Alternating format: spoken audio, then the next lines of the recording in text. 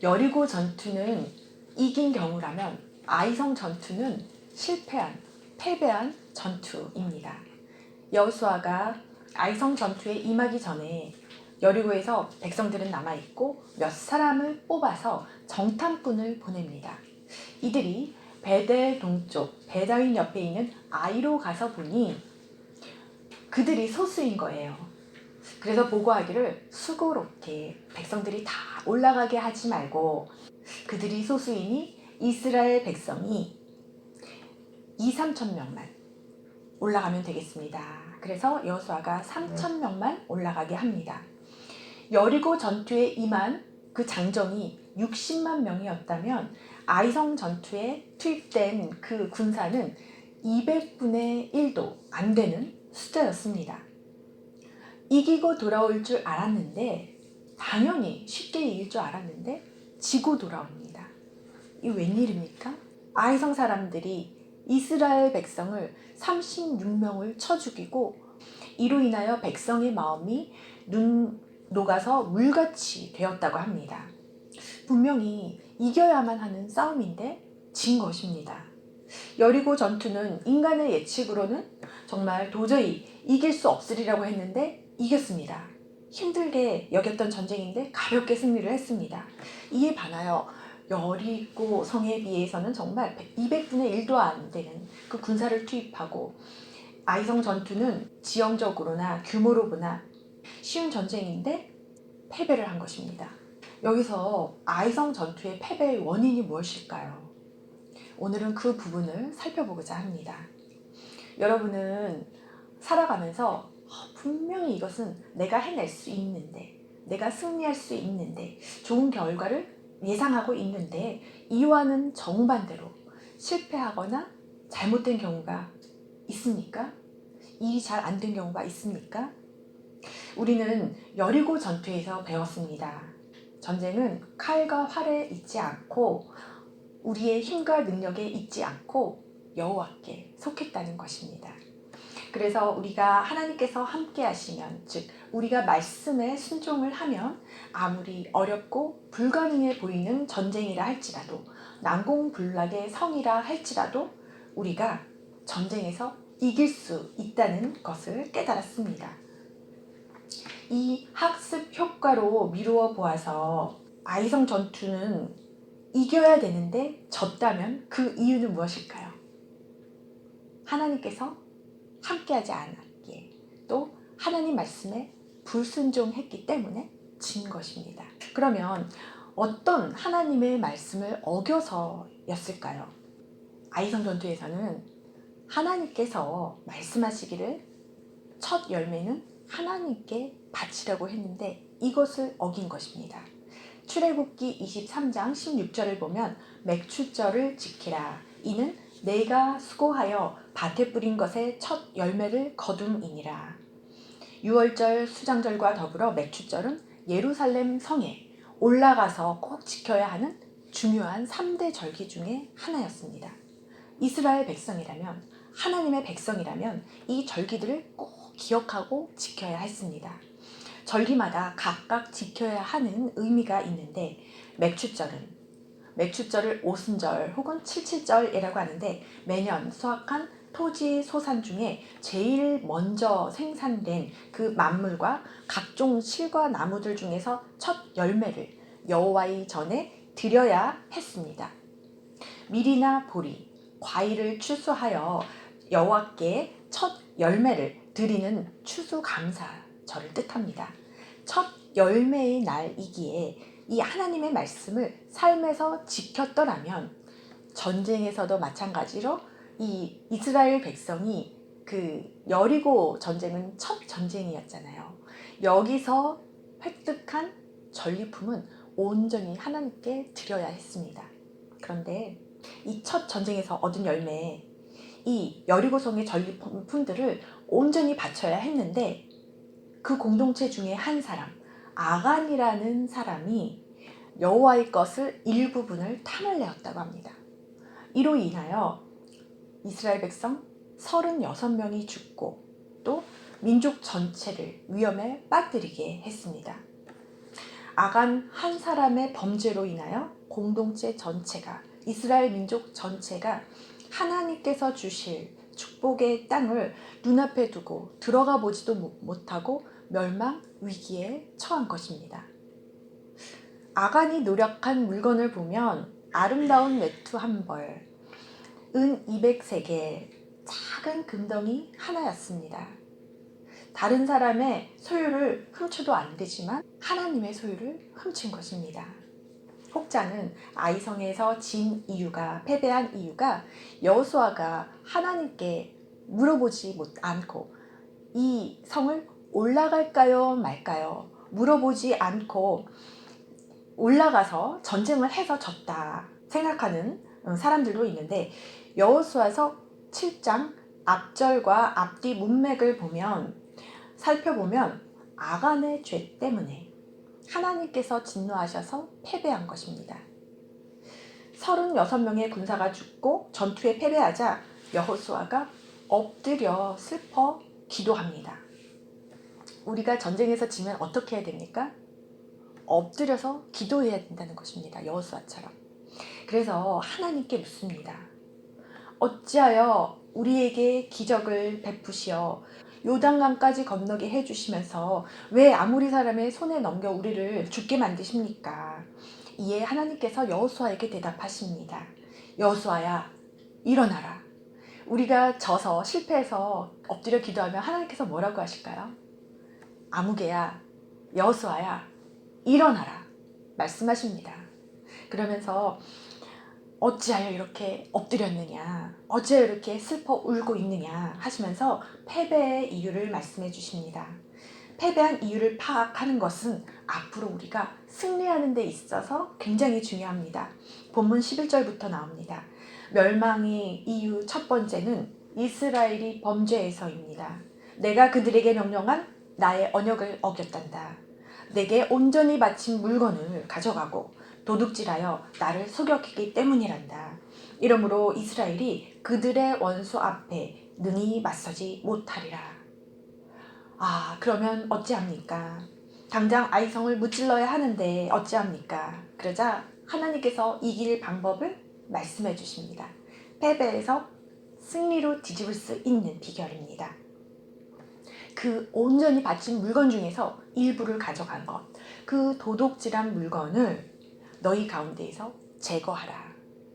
죄에 오염된 물건을 제거하라. 죄를 뿌리 뽑으라는 말씀입니다.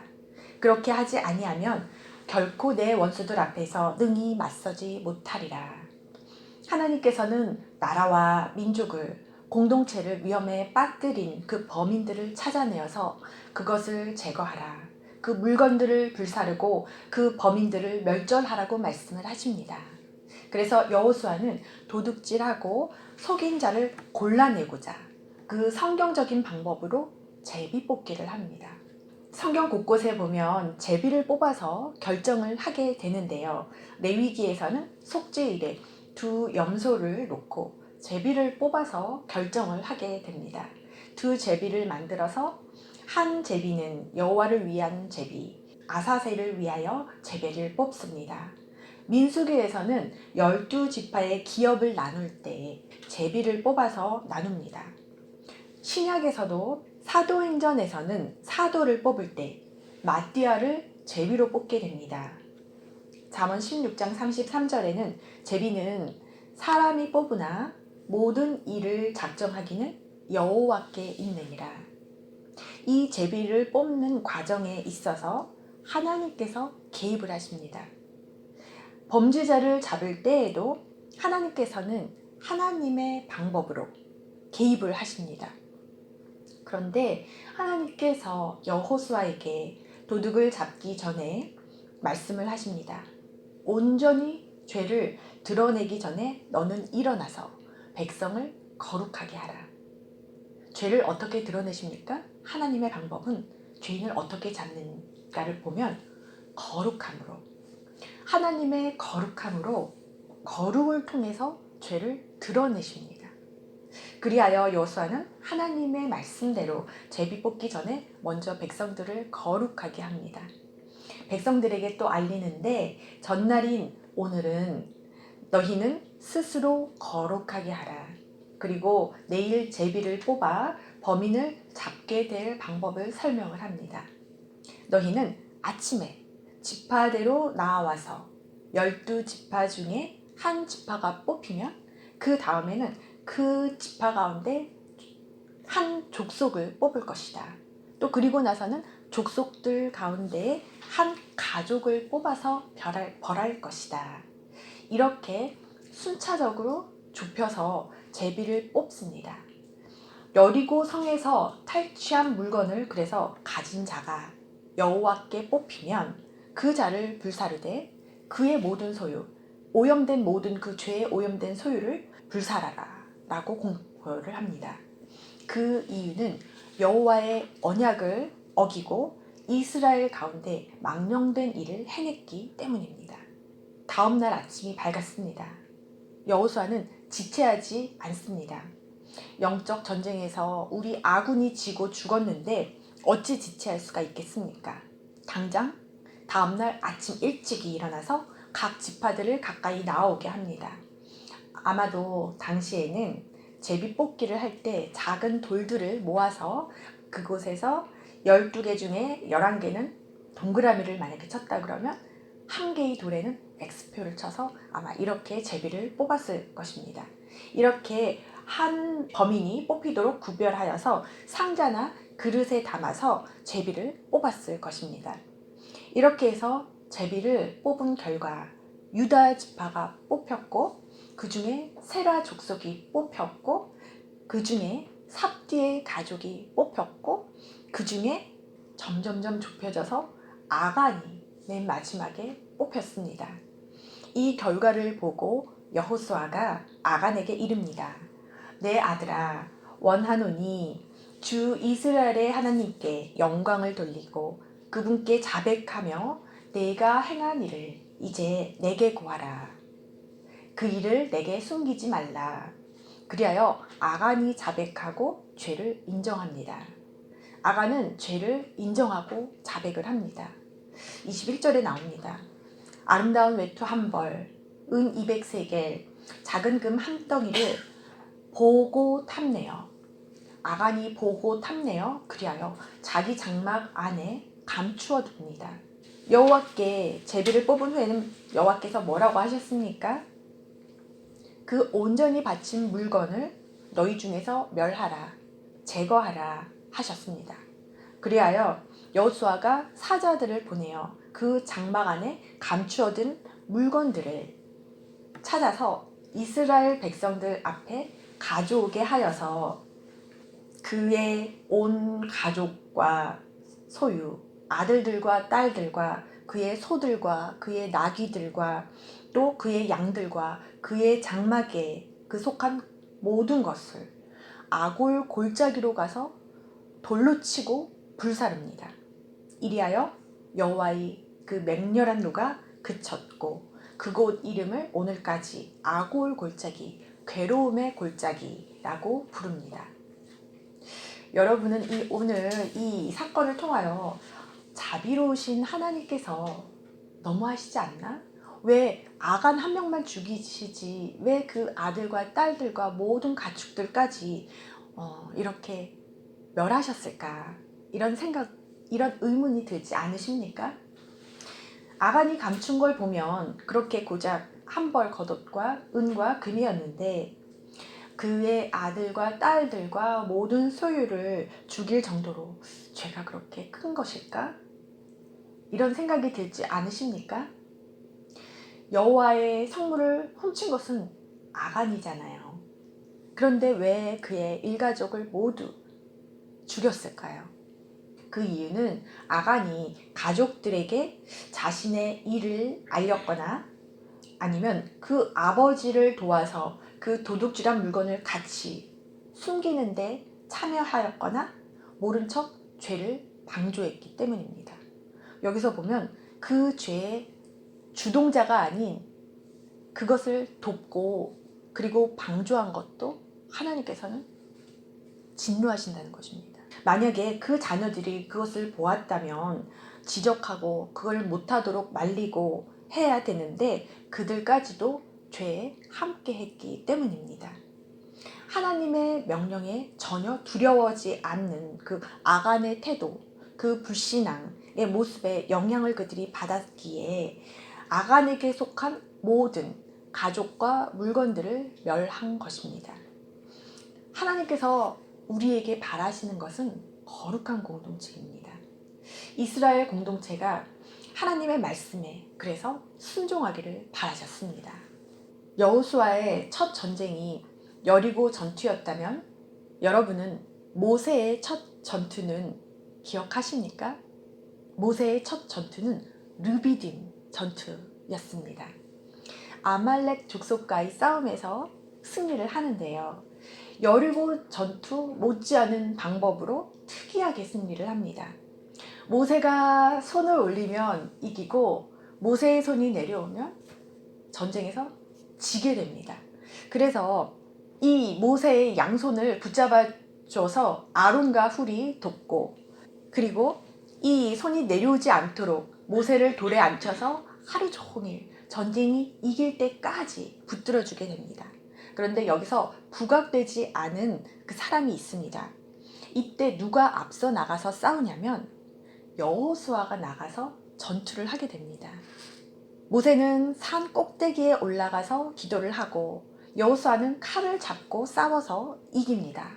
하나님께서는 이를 그리고 기념하도록 모세에게 기록하라 명령하시고, 그리하여 모세는 제단을 쌓고 기록하고 기념을 하는데 이 제단을 쌓고 그 이름을 여호와 니시라고 합니다. 이 여호와 니시는 히브리어로 승리라는 뜻입니다. 여호와는 나의 깃발이라는 뜻입니다. 소망을 뜻합니다. 승리는 하나님께서 친히 싸워주셨을 때 우리에게 오는 것입니다. 승리는 하나님께서 친히 싸워주셨을 때 우리에게 오는 것입니다. 누가 싸우십니까? 하나님께서 싸우십니다. 전쟁의 승패는 인간의 능력에 있지 않고 신무기에 있지 않고 하나님의 손에 달려 있다는 것입니다. 여리고 전쟁에서 하나님의 말씀을 듣고 순종함으로, 또 르비딤 전투에서는 하나님을 의지하고 기도함으로써 승리했습니다. 전적으로 하나님께 의지함으로써 승리를 했습니다. 그런데 정말 아이성 전투에서 패배한 이유는 첫 전쟁에서 얻은 그 전리품, 첫 열매를 온전히 바치려고 했는데, 그러면 이길 수 있었는데 불순종해서 패배를 했습니다. 우리가 세상 시험과 유혹이 올 때 아간처럼 보고 탐내어서 실수를 하면 안 될 것입니다. 하나님의 것은, 하나님의 소유는 하나님께 드려야 합니다. 아간의 죄는 첫 열매를 보고 탐내어 도둑질 함으로써 하나님 말씀을 어기고 하나님이 하나님 되심을 인정하지 않은 것입니다. 하나님께서 맹렬한 진노를 그쳤다는 표현이 나오는데, 우리가 하나님을 하나님으로 인정하지 않을 때 하나님께서는 화를 내십니다. 노하십니다. 하나님께 여리고 전쟁의 그 첫 열매, 전리품을 그 바치는 행위는 하나님께서 정말 우리를 위하여 전쟁에서 친히 싸워주시고 승리를 주신 하나님을 인정하는, 그 감사하는 의미가 담겨 있기 때문입니다. 우리는 여기서 교훈을 얻습니다. 우리도 영적 전쟁에서 질 이유가 없는데 만약에 내 삶의 어떤 영역에서 지고 있다면 하나님께 그 이유를 물어야 합니다. 여호수아처럼 나아가서 하나님께 그 이유를 물어야 합니다. 하나님, 이 전쟁에서 진 이유가 무엇입니까? 제가 하나님의 어떤 말씀에 불순종해서입니까? 제가 하나님을 인정하지 않는 부분이 무엇입니까? 하나님께 묻고 엎드려서 스스로 거룩하게 하여, 그리하여 그 범인들을 잡아서 우리가 멸해야 할 것입니다. 내가 지고 있다면 지체하지 말고 거룩함을 되도록 빨리 회복할 수 있도록 우리가 엎드려야 할 것입니다. 이스라엘의 3대 절기 중 하나가 유월절, 무교절이라고 했는데요. 이 무교절을 준비하며 이스라엘 백성들은 누룩을 없애기 위하여 온 집안을 1년에 한 번씩 6월절이 돌아오게 되면 대청소를 하게 됩니다. 온 집안 구석구석 그 구석구석을 샅샅이 뒤져서 누룩을 없앱니다. 그 누룩이 좀 집안에 있다고 해서 그렇게 해로울까요? 그렇지 않잖아요. 그런데 왜 매년 이들이 이렇게 할까요? 이것은 유대인들이 생활에서 이렇게 하는 이유는 아주 작은 죄, 그 불씨라도 찾아서 멸하는 그러한 의미를 담고 있습니다. 그걸 방치해 두면 누룩이 온 덩이에 퍼지는 것처럼 그렇게 번지기 때문입니다. 오늘 아이성 전투에서의 그 패배를 통하여 우리가 깨달을 수 있는 것은 우리가 죄에 대해서만큼은 한치라도 허용하면 안 된다는 것입니다. 불순종을 하면 안 된다는 것입니다. 작은 죄를 허용함으로써 그 죄가 작게는 내 개인에, 또 우리 가정에, 또 크게는 공동체에 영향을 미치고 또 무너뜨리고 패배하게 할 수 있기 때문입니다. 우리는 유대인들처럼 유월절을 지키지 않지만 이 영적인 원리를 적용해서 매년 이들이 방 구석구석을 샅샅이 뒤져서 누룩을 없애는 것처럼 우리도 방 구석구석, 우리 삶의 모든 그 영역 구석구석을 우리가 뒤돌아보고 그래서 이 작은 누룩을 찾아야 할 것입니다. 오늘 이 시간 나의 거룩함을 방해하는 범위는 무엇일까? 오늘 이 시간 우리가 돌아보기를 원합니다.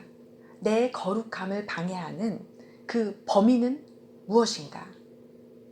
우리가 오늘 이 시간 한번 돌이켜보기를 원합니다. 하나님과의 관계를 멀어지게 하는 그 거룩함을 방해하는 말씀과 멀어지게 하는 그러한 범인을 찾아보기를 원합니다. 범인을 잡기를 원합니다. 내 기도를 방해하고 말씀 묵상을 방해하는 그러한 요소는 무엇인가를 우리가 한번 돌아보기를 원합니다. 그래서 그 범인을 찾아서 진멸하기를 축복합니다. 이 시간 우리가 이렇게 기도하기를 원합니다. 성령님 조명하여 주시옵소서. 내 신앙, 내 믿음을 자라지 못하게 하고 하나님과 멀어지게 하고 내 삶에서 승리하지 못하게 하는 그러한 누룩, 그러한 요소를 주님 깨닫게 하여 주시옵소서. 내가 지게 하고 또 나를 주저앉히는 요소는 무엇입니까? 내가 하나님 말씀을 지키려고 하고 실천하려고 하는데 하나님 말씀 앞에 나를 무기력하게 하고 약해지게 하고 또 방해하는 요소는 무엇입니까? 우리가 하나님께 성령님께 우리가 도우심을 구하면 좋겠습니다. 우리는 전쟁에서 질 수가 없는데 우리는 항상 이겨야 하는데 왜냐하면 하나님께서 우리를 위하여 친히 싸워주시는 여호와니시 하나님께서 우리와 함께 하시는데 우리가 진다면 이것은 무엇인가? 우리의 거룩함을 방해하는 요소가 있다는 것입니다. 오늘 말씀 아관과 같은 범인들을 잡지를 못하면 질 수밖에 없습니다. 이것이 전쟁의 그 실패의 원인이기 때문입니다. 그렇다면 반대로 우리가 승리할 수 있는 비결은 하나님이 하나님 되심을 인정하고 또 그 주신 말씀에 순종하고 우리가 그리하여 그 거룩함을 지키는 것, 또 하나님께서 이 오늘 아간이 어긴 말씀이 첫 열매를 바치는 것인데 하나님께서 명령하시기를 첫 열매를 여호와께 바치라고 했는데 이는 우리가 모든 영역에서 우리의 전쟁에서 첫 열매를 바친다는 것의 의미는 하나님께서 하나님 되심을 인정하는 것, 하나님께 온전히 바칠 그럼 나의 첫 열매는 무엇입니까?